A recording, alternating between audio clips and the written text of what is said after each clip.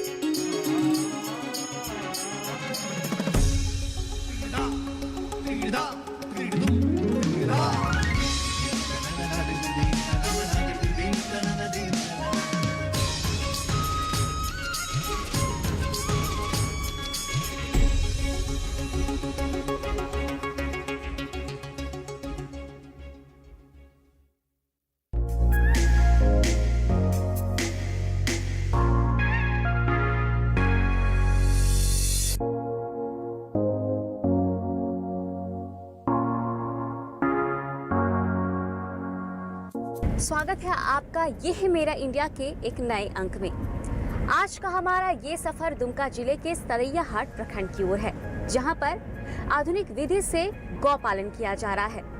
वैसे तो हमारे देश में कई पहले से पशुपालन का काम किया जा रहा है, लेकिन बात करें इस क्षेत्र की तो यहाँ गौ पालन ने यहाँ के लोगों की जिंदगी की तस्वीर आज बदल कर रख दी है।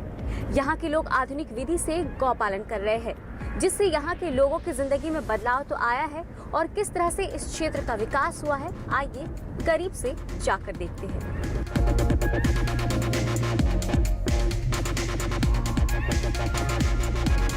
झारखंड को छोटानागपुर के नाम से भी जाना जाता है।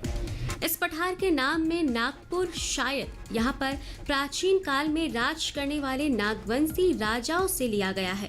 नागवंशी राजाओं की चुटिया नागपुर स्थान से चुटिया का अपभ्रंश छोटा कर दिया गया और इसे छोटा नागपुर कहा जाने लगा।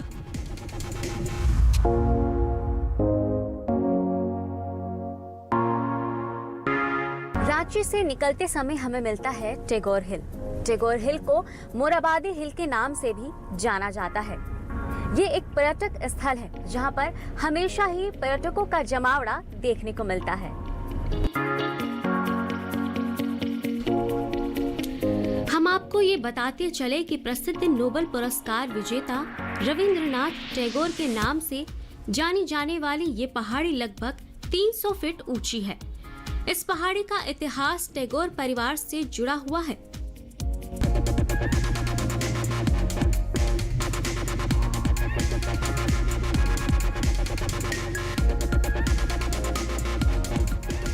और मांझी घाटी को सिकिंदरी घाटी के नाम से भी जाना जाता है। इस घाटी को पहाड़ों को काटकर बनाया गया है।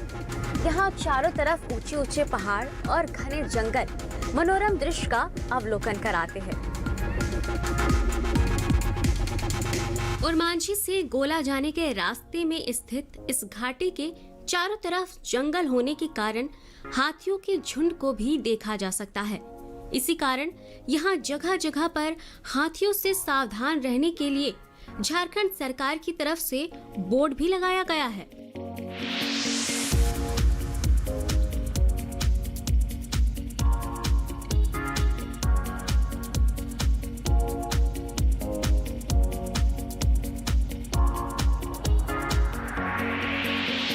अब हम पहुंच चुके हैं झारखंड के बोकारो जिले में, जिसे स्टील सिटी के नाम से भी जाना जाता है। भारत सरकार द्वारा सोवियत रूस के सहयोग से यहाँ पर आधुनिक स्टील प्लांट की स्थापना की गई। इस शहर को काफी व्यवस्थित तरीके से बसाया गया है। इस क्षेत्र के स्टील प्लांट बनने के बाद ये देश के प्रमुख औद्योगिक क्षेत्रों में गिना जाता है। इस शहर को देखते ही बनता है।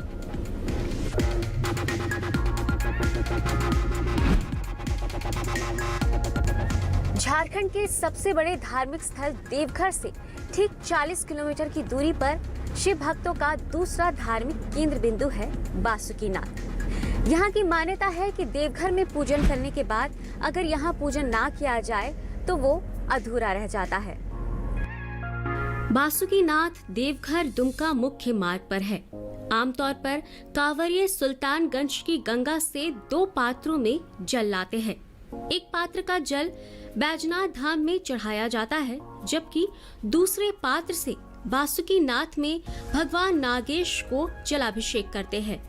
यहाँ मंदिर परिसर में विभिन्न देवी देवताओं के 22 मंदिर हैं।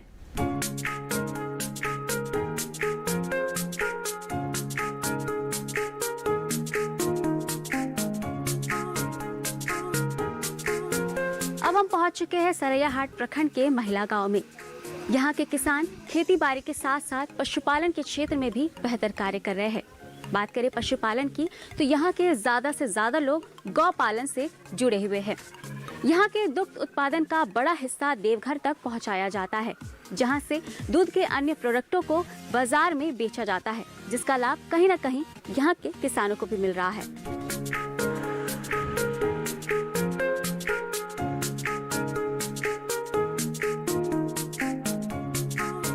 भारत एक कृषि प्रधान देश है, जहां लगभग 65% जनसंख्या कृषि एवं उनसे संबंधित व्यवसाय से जुड़े हैं। संथाल परगना के 10 जिलों में से एक दुमका जिला भी आज पशुपालन व्यवसाय में लोगों की आय का मुख्य जरिया बना हुआ है। दुमका की लगभग 45% आबादी अनुसूचित जनजाति की श्रेणी में आते हैं और भौगोलिक दृष्टिकोण से देखा जाए तो यहाँ की भूमि काफी ऊपरी एवं मध्यम है, जो वर्षा आधारित खेती होने के कारण अनुपयोगी एवं काफी कठिनाईदायक है।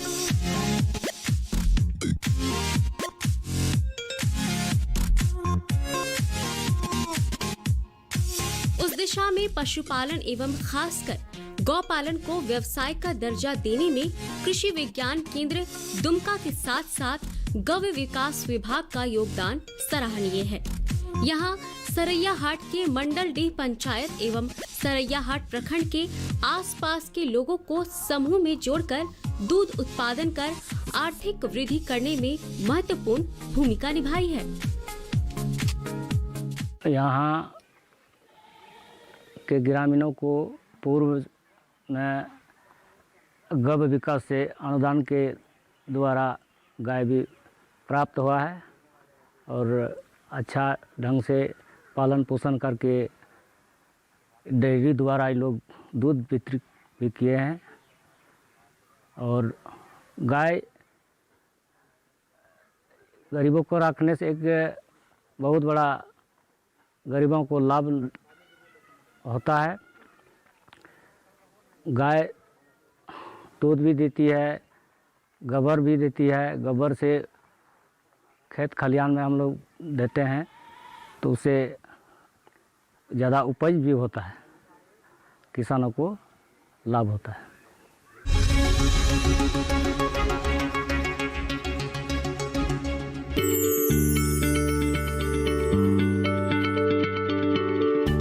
क्या आप किसी बीमारी से परेशान हैं? चाहते हैं डॉक्टर की सलाह? तो हम हैं आपके साथ, बताएंगे आपको जीने की राह। समस्याएं आपकी, समाधान देश के मशहूर विशेषज्ञों के। घर बैठे बात करें देश के जाने माने डॉक्टरों से। हमारे लाइव प्रोग्राम स्वस्थ किसान में हर शनिवार शाम 6 बजे से 7 बजे तक।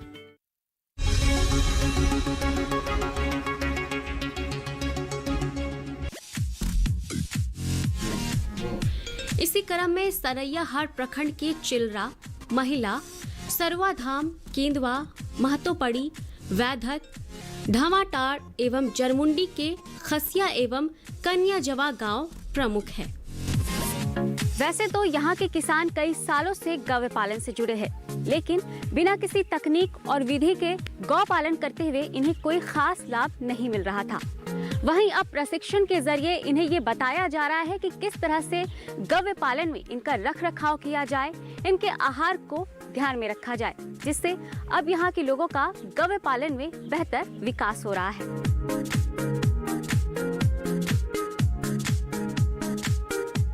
पहले हम लोग देसी गाय रखते थे। देसी गाय मतलब छोटा गाय जैसे होता है, छोटा गाय रखते थे, भैंस भी रखते थे। उसके बाद सर धीरे धीरे हम लोग को मतलब दूध बाज़ार मार्केट में बेचते थे। सरैयाहाट बाज़ार में ले जाके दूध बेचते थे सर। अपने से खुद ही अपने से बाज़ार में ले जाते। 2 किलो 3 किलो तो दूध होता था, बेचते थे। उसके बाद सर धीरे धीरे गांव में मतलब कि धीरे सुने गौ विकास को योजना चलना चालू हुआ सुने, तो इसके बाद हम लोग को ट्रेनिंग मिला दुमका के वीके में डॉक्टर संजय कुमार के थ्रू।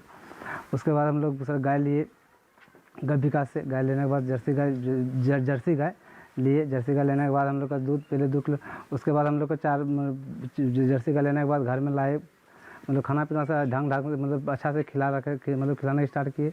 उसके बाद हम लोग को 10 से मतलब 15 से 20 लीटर दूध होने लगा हम लोग के पास। उसके बाद कुछ मार्केट में नहीं बिकने के कारण मतलब ले जाते थे मार्केट में, दूध नहीं बिकना। उसके बाद पता चला डेयरी में हम लोग देने के शुरू किए, कॉट खुलवाए। उसके बाद गाँव में हम लोग का डेयरी चल रहा है, डेयरी में दूध देते हैं दोनों टाइम। रेट भी अच्छे मिल रहा है सर, अभी से मोटा मोटी हम लोग 4-5 साल से दूध दे रहे हैं डेयरी में। अजोला के प्रयोग करने से न केवल दुग्ध उत्पादन बढ़ा बल्कि दुग्ध में वसा एवं छेना का प्रतिशत भी बढ़ा, जिससे उनकी प्रति किलो दूध का दर भी बढ़ा है। चूँकि अजोला में शुष्क वजन के आधार पर 25 से 30% प्रोटीन, 10 से 15% खनिज लवण एवं 7 से 10% अमीनो एसिड पाया जाता है एवं अजोला उत्पादन में लगभग न के बराबर खर्च आता है। किसी भी कार्य में सफलता प्राप्ति के लिए जरूरी है उससे जुड़ी जानकारियां होना। इसी तरह सफल दुग्ध उत्पादन के लिए भी बेहद जरूरी है मुख्यतः 5 बिंदुओं को ध्यान में रखना। पहला, बछिया प्रबंधन एवं उसके मृत्यु दर में कमी। हमारे जो बछड़ों जो जन्म लेते हैं उसमें काफ़ी मृत्यु दर पाई जाती है, तो कैसे हम इस जो बछिया जो अचानक मर जाते हैं या बिना समय मर जाते हैं, तो इसको कैसे हम रोक सकें। तो इसके लिए पशुपालकों को चाहिए कि सबसे पहले जब बच्चे जन्म लेते हैं तो उस समय अपने बछिए को आप जो साफ़ करने रहता है, आँख नाक कान में उसकी जो श्लेष्मा लगी रहती है, जो म्यूकस लगे रहते हैं, उनको आप साफ़ कर दीजिए ताकि श्वसन क्रिया उसकी सुचारू रूप से चलती रहे। श्वसन रहने से जो इमीडिएट उनको ऑक्सीजन मिलती है और वो सारे आपके कोशिकाओं में जाती है, जिससे उनकी स्वास्थ्य जो होती है अच्छी रहती है। और साफ़ करने से ये भी होती है जो बदन भींगे हुए रहते हैं, ठंड से कांपते रहती है, जिससे निमोनिया की संभावना बनी रहती है, वो कम हो जाएगी और जो टेम्परेचर बॉडी टेम्परेचर उनकी जो कम होती है वो भी बढ़ जाएंगी और उनको निमोनिया की संभावना नहीं रहेगी। दूसरा, दर्रा चारा उत्पादन। और ये पशु के लिए जो है दर्रा 5 केजी, 2.5 केजी जो है आपका उसमें चोकर देते हैं और 2 किलो खली, 100 ग्राम मिनरल मिक्सचर, 50 ग्राम नमक मिला के जो मवेशी को दूध उत्पादन के लिए खिलाते हैं। तीसरा, प्रति वर्ष एक बच्चा लेना। कम से कम साल में आप एक बच्चा जरूर लें। 12 महीना 13 महीना में आप बच्ची अपनी गायों से एक बच्चा ले लें। अगर ये आपका अंतराल अगर ज़्यादा होता है तो पशुपालकों को ना केवल दूध में कमी आती है बल्कि उनको जो बछिया से होने वाली आय होती है वो भी उससे वो महरूम रह जाते हैं, वंचित रह जाते हैं। इसके लिए करना ही ये है कि जब बच्चा देती है गाय तो उसके 2 महीना के बाद उनको गर्म हो जाना चाहिए। 3 महीना के अंतर पर उसको हम लोग उसको पाल खिला देना चाहिए। लेकिन अगर किसी कारणवश से गाय अगर गर्म में नहीं आ रही है, ऋतु में नहीं आ रही है, तो वे तुरंत पशु चिकित्सक से मिल करके उनको देखना पड़ेगा, दिखलाना पड़ेगा कि क्या इसमें हमारी दिक्कतें आ रही है जिसके वजह से ये हमारी गाय गर्म नहीं हो पा रही है। चौथा, रोग बचाव हेतु टीकाकरण। कभी कभी ऐसा आ जाता कि गला में कंठा वाला जो है वो हम लोग देहाती कंठा कहते हैं उसे, और पैर में जो बैठे बैठे ही पैर में वो खुर फट जाता है, खुर फट जाता है। इससे हम लोग किसान बंधुओं को और हम लोगों को ऐसा होना चाहिए कि उसे तुरंत इलाज कराना चाहिए। इलाज कराने से वो टीकाकरण कराने से इससे यही होता है जो कि वो सुरक्षित रह जाए।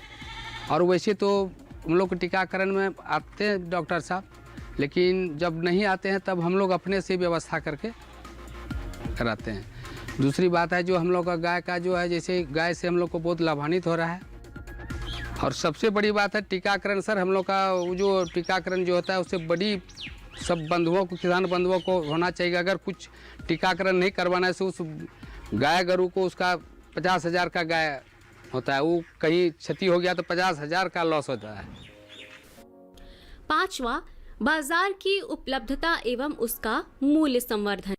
जितना भी गांव है अगल बगल का, जैसे चिलरा, महिला, सरवाधम, कदिया, केंदुआ, महतों पट्टी, बढ़ेत, सारा समिति से दूध इकट्ठा होकर के सारा किसान जो है इकट्ठा करके और वहाँ से हमारा पिकअप वैन से लेकर के आती है यहाँ पे। उसपे सबसे पहले वज़न करते हैं, वज़न करने के बाद फिर सैंपल उसका उठाते हैं, सैंपल उठाने के बाद फिर जो है उसको इसमें बीएमसी में डालते हैं, बीएमसी में वो चिल्ड होता है और जब 4 डिग्री के आसपास में वो मतलब उसको करना पड़ता है। जब वो कंप्लीट हो जाता है तो उसके बाद फिर हमारा एक टैंकर आता है, टैंकर उसको उठा करके और इसी दूध को ले जाता है देवघर और वहाँ पे जा कर के इसका दूध मतलब पैकेट होता है, फिर इसका दही बनता है, फिर ये लस्सी बनता है, पेड़ा बनता है, पनीर बनता है, इतना सारा चीज़ और भी बहुत सारा चीज़ बनता है इसका।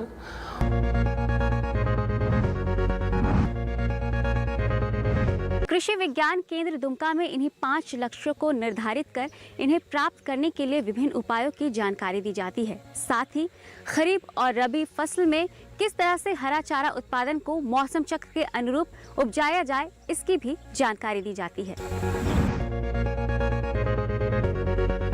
इसी प्रकार रबी मौसम के लिए बरसीम एवं लूसन एवं गैर दलहनी फसलों के लिए राई एवं सरसों खिलाने के लिए प्रेरित किया गया है। हरे चारे खिलाने से न केवल दूध उत्पादन बढ़ता है बल्कि पशु का स्वास्थ्य भी अच्छा रहता है। हरा चारा खिलाने से प्रजनन संबंधी विकार भी नहीं रहता। गाय समय पर गर्भ पर आते रहती हैं और गर्भ में पल रहे बच्चे का स्वास्थ्य भी अच्छा रहता है एवं पैदाइशी वजन भी अच्छा होता है।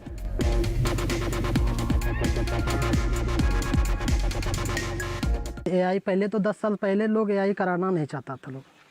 लोग एआई को जैसे होता है सीमेन कराना या तो सांड से पार कराना, ये बोलता था नेचुरल है, मतलब ये प्राकृतिक, ये चीज़ नहीं होना चाहिए, अच्छा नहीं है। लेकिन हम लोग और गब विकास क्षेत्र से सारा जो डिटेल से सबको समझाया गया, पूरा पहले समझाया गया। इसके कारण से अभी जो हो रहा है एआई क्षेत्र में, लोग एआई शौक से भी कराता है और सीमेन ही 60 से ज़्यादा सीमेन से ही लोग कराना चाहता है काम अभी के क्षेत्र में। और अभी जैसे हम जहाँ अभी है यहाँ तो अब बहुत सारा है, सीमेन के बच्चे भी हैं, बाछी हैं, बहुत डेवलप हुआ है यहाँ पर इस क्षेत्र में। और एआई से जो एआई कराने से और सांड से जो फ़ायदा है, एआई से क्या होता है, उसमें कोई बीमारी का नहीं होता। जैसे सीमेन होता है वो जांच करके या परीक्षण करके उसको लाया जाता है, उसके बाद वो सीमेन से हम लोग गर्भाधान करते हैं। गर्भाधान करने के बाद उसमें उसकी बच्चे या तो गाय को कोई तरह की बीमारी नहीं फैल सकता है। जबकि अगर सांड से हम पाल खिलाते हैं गाय को, तो सांड से पाल खिलाने के बाद क्या होता है, उसमें सांड से पाल खिलाए तो सांड जैसे होता है कि एक बीमार गाय पे भी, गाय के साथ भी पाल किया संबंध बनाया, वो गाय का बीमारी आपके गाय में भी आ सकते हैं, ऐसा भी होता है। तो बहुत तरह का होता है कि लोग कि मेरा गाय बांझपन के क्यों होता है, बांझ भी होता है, कभी कभी गाय होता है कि सीमेन दिए पाल नहीं रखा, उसमें बहुत तरह का रीज़न होता है। खेतीबाड़ी और गौ पालन के साथ साथ यहाँ की महिलाएं भी खुद को समूह में जोड़कर रोजगार से जुड़ रही है, जिससे यहाँ की महिलाएं भी अब पहले से ज्यादा सशक्त और आत्मनिर्भर होती नजर आ रही हैं।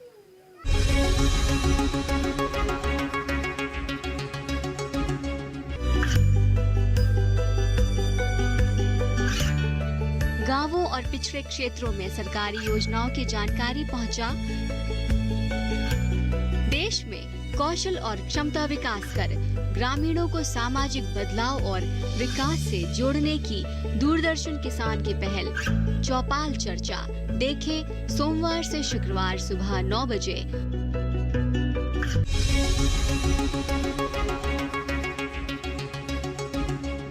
प्रकाश में जीवन जीवन को विश्वास पूर्ण साथ हम तारे जहाँ जीवन को विश्वास पूर्ण साथ हम सारे जहाँ स्वर्ग हो जमीन पर उतारे हम सारे जहाँ स्वर्ग हो जमीन पर उतारे हम।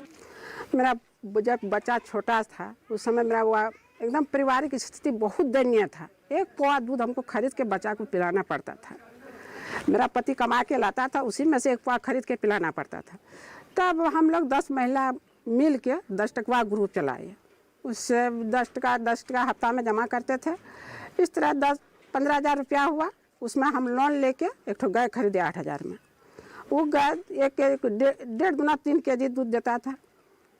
तो बाजार बिकने के लिए लेते थे। जिस दिन बिक जाता था उस दिन तो बहुत अच्छा परिवार के लिए रोजी रोटी चलता था, और जिस दिन बाजार में दूध नहीं बिकता था उस दिन एकदम दयनीय स्थिति हो जाता था। उस दिन परिवार में क्या खाएगा उसका भी असरा नहीं रहता था। वही दूध पिला के दिन काटना पड़ता था। कुछ दिन बाद ऐसे चलते रहे। 6 महीना बीतने के बाद हमारे गांव के एक ठो अबेकांत यादव डेयरी वाला से बात करके डेयरी खोलाया। तब तो अच्छा हुआ कि डेयरी में दूध देने लगे। 10 दिन में ख़त्म पैसा आने लगा। तो 10 दिन का राशन एक ही दिन ले आते थे, गाय का भी और अपना भी। इससे थोड़ा हम लोग को सहूलियत मिला। इसके बाद फिर एक ठो उससे कुछ पैसा संगार के दूसरा गाय खरीदे। इस तरह 2 ठो गाय हो गया। एक गाय को खिलाते थे, एक गाय को अपना भोजन बनाते थे और कुछ पैसा भी रखता था और अपना भी दूध खाते थे। खान पान में सुधार लाने के लिए यूरिया मिश्रित पुआल और सांद्र दाने को बनाने की तरकीब बताई जाती है।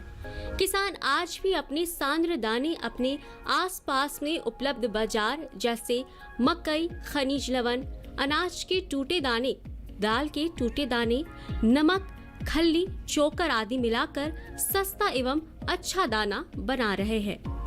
कुछ दिन 2 साल बीतने के बाद तो मुख्यमंत्री का योजना खोला था। हमारा बीपीएल परिवार को फ्री गाय मिलेगा 2 ठो। इसमें हम लोग आवेदन दिए। आवेदन देने के बाद 2-4 महीना के बाद हम लोग को गबिया ऑफिस से बोला कि तुम लोग का ट्रेनिंग होगा, उसके बाद गाय मिलेगा। तो वहाँ हम लोग ट्रेनिंग करने गए। सप्ताह भर का ट्रेनिंग हुआ। उसमें बताया। एक ठो डॉक्टर संजय कुमार था और 2-3 मैंने क्लास भाग एक दिन में 4 ठो ट्रेनिंग का जाता था देने के लिए। तो ट्रेनिंग में हम लोग को सिखाया कि किस तरह खिलाएगा गाय को, किस तरह पिलाएगा, किस दवाई से क्या होगा, उसका बच्चा को किस तरह पालिएगा। इस तरह हम लोग सीख गए। और हमने गांव का और महिला गया था हमारे साथ में 10-15 महिला, और अगल बगल पंचायत का भी महिला गया था। मतलब हम लोग के जब ट्रेनिंग हो रहा था उसमें 100-400 महिला ट्रेनिंग ले रही थी। सब कुछ सीख गई। आने के बाद हमने गाँव में अभी प्राय 25 की 50 गाय मिला है बीपीएल परिवार से। और डायरी भी हमारे गांव में है अबेकांत यादव के घर। सब डायरी में दूध देते हैं और 1 महीना में 3 बार पैसा आता है। 5 तारीख, 15 तारीख और 25 तारीख खत्म पैसा आता है। और हम लोग के नाम से कोड है, पैसा भी हम लोग छुड़ाते हैं और बड़ी आमदनी भी अच्छा होता है और मेरा परिवार भी आज खुशहाल है। इन्हें सर्वप्रथम गव्य विकास दुमका से परिचय कराकर इन्हें प्रशिक्षण दिलवाया गया, जहां पशुपालन वैज्ञानिक डॉक्टर संजय कुमार द्वारा इन्हें 1 सप्ताह का प्रशिक्षण दिया गया। सर्वप्रथम गायों को रखने का स्थान अर्थात गौशाला में सुधार लाया गया। मुख्यतः गौपालक गायों को खुले शेड में रखते थे, जिससे कि अपने पशुओं को ठंड, गर्मी एवं प्रतिकूल मौसम से बचाव करने में असमर्थ थे। फर्श की सतह भी समतल नहीं थी, जिसकी वजह से गायों के थन में चोट लगने के कारण थनैला बीमारी होने की संभावना बनी रहती थी एवं ठंडी गर्मी के कारण दुग्ध उत्पादन भी आशा के अनुरूप नहीं होता था। कृषि विज्ञान केंद्र द्वारा इन्हें पशुओं के रखरखाव के साथ साथ गौशाला के अनुकूल वातावरण के लाभ के बारे में भी बताया जाता है और इसका फायदा भी यहाँ देखने को मिल रहा है। इसके अलावा गौपालक अपने पशुओं के खान पान में कोई विशेष ध्यान नहीं देते थे, जिससे प्रति गाय दुग्ध उत्पादन काफी कम था। इसी क्रम में पशुओं को सांद्र मिश्रण, बेसन, खल्ली, चोकर एवं अजोला के प्रयोग करने के लिए प्रेरित किया गया। उन्हें संतुलित आहार अपने गायों को खिलाने के लिए जानकारी दी गई। गायों के आहार में संतुलित मात्रा में प्रोटीन, विटामिन, वसा, खनिज लवण, कार्बोहाइड्रेट के रहने की आवश्यकता एवं उसके स्रोतों की जानकारी दी गई। परिणाम स्वरूप दुग्ध उत्पादन में वृद्धि के साथ काफी लाभ अर्जित होने लगा। सांड मिश्रण एवं खल्ली चोकर के प्रयोग से शारीरिक रखरखाव के साथ साथ उत्पादन हेतु पोषण तत्व की भी प्राप्ति होने लगी। दूध उत्पादन के बाद किसानों के बीच जो सबसे बड़ी समस्या होती है वो है इस दूध को बाजार तक बेचने की। इसी समस्या के निवारण के लिए बीएमसी सेंटर मेधा डेयरी की तरफ से 2 दूध कलेक्शन सेंटर सरैया हाट और नौनी हाट में खोले गए हैं, जहां पर किसान अपने दूध जमा करते हैं और उसके बदले में उन्हें उचित मूल्य मिलता है। इन सेंटरों में उन्हें फैट प्रतिशत, एसएनएफ प्रतिशत एवं टीएस प्रतिशत के आधार पर नकद भुगतान मिल रहा है। इसके अलावा किसान दूध से खोआ, दही एवं घी बनाकर मूल्य संवर्धन कर लाभ अर्जित कर रहे हैं। दूध हम लोग पहले बाजार में बेचते थे, उसके बाद जब से यहाँ झारखंड मिल्क फेडरेशन आई तो थोड़ा दूध हम लोग यहाँ बेचते हैं, थोड़ा दूध बाजार में बेचते हैं। निश्चित तौर पर यहाँ के किसान दूध उत्पादन कर खुद के साथ साथ राज्य और देश के विकास में भी भागीदार बन रहे हैं। सरकारी सहायता और कृषि विज्ञान केंद्र से वैज्ञानिक और शैक्षणिक जानकारी मिलते रहने पर राज्य और हर जिले में ऐसा ही विकास संभव है। चूँकि नजदीक में बाबा बासुकीनाथ एवं बैजनाथ धाम मंदिर है, यहाँ दूध से बने हुए खोआ, पेड़ा एवं अन्य सामग्री की बिक्री हो जाती है। अतः बाजार की भी यहाँ बहुत ज्यादा समस्या नहीं है। अपनी भावनाओं को व्यक्त करने का सबसे बेहतर जरिया होता है गीत संगीत, और हर क्षेत्र अपनी परंपरा, अपनी संस्कृति को इन्हीं मधुर संगीत की धुनों में बांधे रखता है। तो आइए इस क्षेत्र के गीत संगीत से होते हैं रूबरू।